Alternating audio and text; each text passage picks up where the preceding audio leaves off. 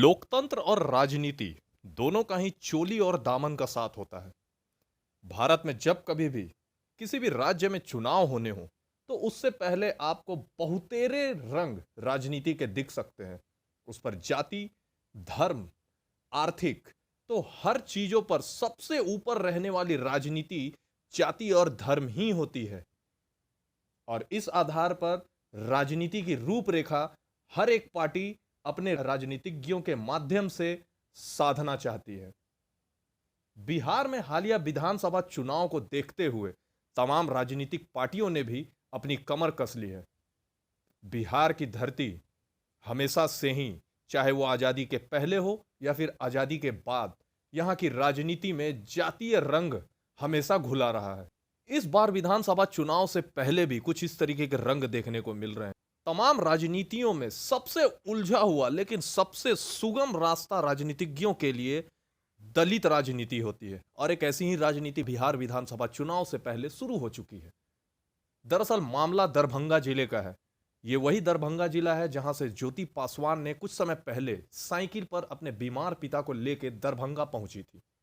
लेकिन यही दरभंगा आज फिर से सुर्खियों में है एक ज्योति पासवान के नाम पे। एक दलित परिवार की 12 वर्षीय युवती जिसकी मौत दुर्घटनावश करंट लगने से हुई थी।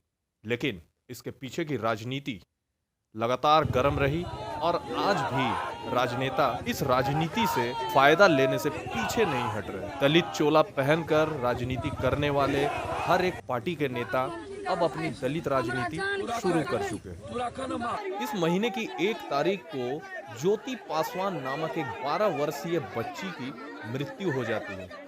मृत्यु की वजह एक आम के बगीचे में लगे बिजली के तार से करंट लगना होता है, जो कि पोस्टमार्टम रिपोर्ट में भी सामने आता है। लेकिन इसके बाद किस तरीके से राजनीति का एक दौर शुरू होता है, आप वो देखें पप्पू यादव की इस बात से, जो कि जाप के सुप्रीमो हैं और बिहार में आज इनके पास एक भी सीट नहीं है, लेकिन ये कहीं ना कहीं अपनी राजनीतिक धरती तलाशने में जुटे पड़े हैं। अविलंब थाना प्रभारी की बर्खास्तगी, सस्पेंशन, जांच, अन्यथा बिहार में आंदोलन। हम न्यायिक जांच चाहते हैं, एसआईटी जांच चाहते हैं। तो वहीं इस राजनीति में बिहार की धरती पर बहुत पहले से दलित राजनीति का चोला ओढ़े लोजपा यानी रामविलास पासवान की पार्टी भी कूद पड़ी। लोजपा के राष्ट्रीय अध्यक्ष और जमुई से सांसद चिराग पासवान लगातार नीतीश कुमार पर हमला बोले जा रहे हैं। उनके सुर बदले हुए हैं और वो कहीं ना कहीं अकेले भी चुनाव लड़ने की उनकी बातें बिहार की राजनीति में उठ रही हैं। उन्होंने भी 3 सदस्यीय कमेटी बना दी और वो उस कमेटी में जांच का जिम्मा उन 3 लोगों को सौंप दिया। इन्हीं 2 पार्टियों की राजनीति के बीच पहले एसएसपी बाबू राम ने यह कहा था कि बच्ची की मौत प्रथम दृष्टया बिजली के झटके से दम घुटने की वजह से लगता है, लेकिन पोस्टमार्टम रिपोर्ट आने के बाद ही कुछ कहा जा सकता है। इन 2 पार्टियों की राजनीति शुरू हुई थी कि पोस्टमार्टम रिपोर्ट आते ही इनकी राजनीति पर ब्रेक लग गया। दरअसल पोस्टमार्टम रिपोर्ट आई और एसपी बाबूराम की बात सही साबित हुई। पोस्टमार्टम रिपोर्ट में सीधे तौर पर बच्ची की मौत करंट लगने से दम घुटने की वजह से हुई थी। देखिए एसपी बाबूराम के उस स्टेटमेंट को, जिसमें उन्होंने पोस्टमार्टम रिपोर्ट से संबंधित अपनी बातें कही। एसपी बाबूराम के इस बयान के बाद और पोस्टमार्टम रिपोर्ट सामने आने के बाद सीधे तौर पर इन पार्टियों का दलित राजनीति का जो एजेंडा था वो शांत हो गया। लेकिन इसी बीच दलित राजनीति के नाम पर उबाल मारने वाले हमारे देश के सोशल मीडिया पर एक्टिव रहने वाले लोगों ने इस मामले को इस तरीके से तूल दिया कि उन्होंने इस 12 वर्षीय बच्ची ज्योति पासवान का नाम सीधे तौर पर उन्होंने इस तरीके से उछाला कि लोगों ने वो साइकिल गर्ल ज्योति पासवान के संबंधित इस केस को जोड़ दिया, और जिसके बाद काफी बदनामियों का सामना ज्योति पासवान को करना पड़ा, जिसके बाद उनके पिता को अजीज आकर अपने बेटी की सुरक्षा के लिए थाने में जाकर कंप्लेन करना पड़ा। आप भी सुने एक पिता की पीड़ा। गलत है।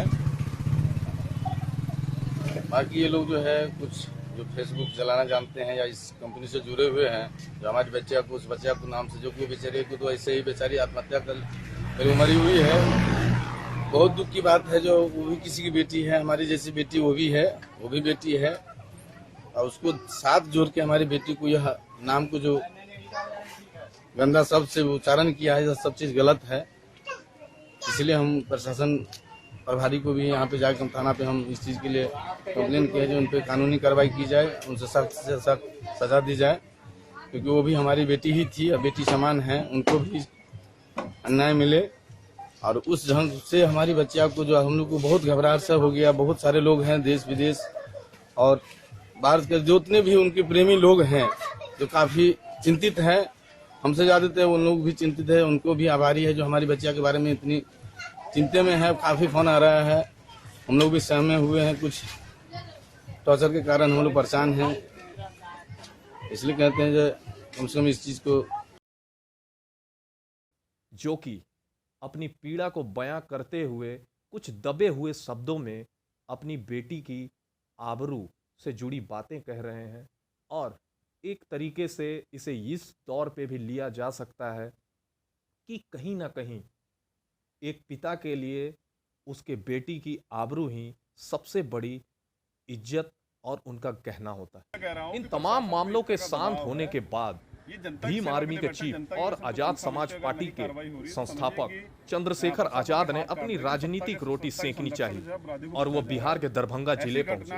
बिहार के दरभंगा जिले पहुंचे चंद्रशेखर आजाद ने सीधे तौर पर पुलिस प्रशासन पर उंगली उठा दी। उन्होंने फिर से दलित राजनीति के नाम पर उस बच्ची के साथ यौन शोषण होने की बातें कही और कहीं ना कहीं उन्होंने इसे जातिवाद से जोड़ते हुए सारे के सारे मामले को फिर से तूल देने की बात कही। यहाँ तक कि चंद्रशेखर आजाद जो कि खुद लोकतंत्र में पार्टी बनाकर अपनी जीत सुनिश्चित करना चाहते हैं और सत्ता के गलियारे में अपनी पहुंच बनाना चाहते हैं, उसी चंद्रशेखर आजाद ने इन दलितों के हाथों में पेन और कॉपी की जगह बैलेट की जगह बुलेट देने की बात भी की, ताकि ये दलित फिर से उस दौर में पहुंचे जिस दौर में बिहार 1990 से गुजरा था, जिस जंगल राज से गुजरा था, जिसकी झलक हर एक इंसान के माथे में, दिमाग में, जहन में आज भी काबिज है। तो देखा आपने कि किस तरीके से एक प्राकृतिक मौत के बाद एक दलित परिवार के नाम पर राजनीति होती है। एक 12 वर्षीय बच्ची जिसके साथ यौन शोषण भी नहीं हुआ, उसके इस मामले में सीधे तौर पर किसी भी रिपोर्ट के न आने के बावजूद भी सारे राजनीतिज्ञों ने अपनी राजनीतिक रोटी को सेंकने और अपनी धरती को मजबूत करने के लिए उन्होंने सीधे एक 12 वर्षीय बच्ची पर यौन शोषण का आरोप लगा दिया। हालांकि इस मामले के होने के बाद जो अभियुक्त था अर्जुन मिश्रा, जो कि एक पूर्व फौजी भी हैं, रिटायर्ड फौजी, उनके घर पर काफी तोड़फोड़ मचाई गई, उनकी पत्नी को अरेस्ट कर लिया गया। उसके बावजूद भी इन राजनीतिज्ञों ने कहीं भी एक बार भी ये नहीं सोचा कि किसी भी तरीके से इन्हें सबल बनाया जाए, इनको शिक्षा और स्वास्थ्य मुहैया कराया जाए, बल्कि इन्होंने उनमें उबाल भर उनके इस उबाल का फायदा उठाने की ही कोशिश की ताकि उनकी राजनीतिक सरगर्मियां चरम पर पहुंच सके। ब्यूरो रिपोर्ट, समाचार बूंद।